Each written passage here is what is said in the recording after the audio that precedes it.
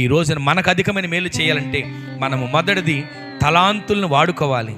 రెండవది మనకు దేవుడు చేసిన మేలు ఉపకారాలు జ్ఞాపకం చేసుకోవాలి. ఆ దేవుడు మనకు చేసిన మేలును బట్టి నీ శత్రువులు దిగులు పడబోతున్నారు, భయం కలగబోతుంది. మూడవది నీతిమంతులతో నువ్వు చెప్పాలి దేవుడు మేలు చేస్తాడని.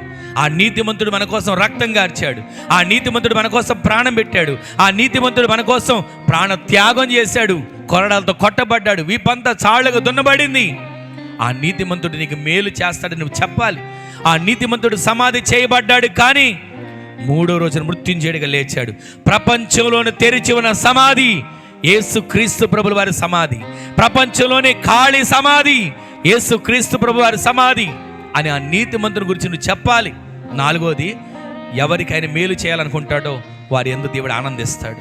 నీ యందు దేవుడు ఆనందించేట్లుగా నీ ఆత్మీయ జీవితం, నీ యందు దేవుడు ఆనందించేట్లుగా నీ పరిశుద్ధ జీవితం, నీ యందు దేవుడు ఆనందించేట్లుగా నీ ప్రార్థన జీవితం, నీ యందు దేవుడు ఆనందించేటట్లుగా దేవుని మర్మములను బయలుపరచగలిగిన జ్ఞానముతో నీవు నేను నింపబడుదుముగాక.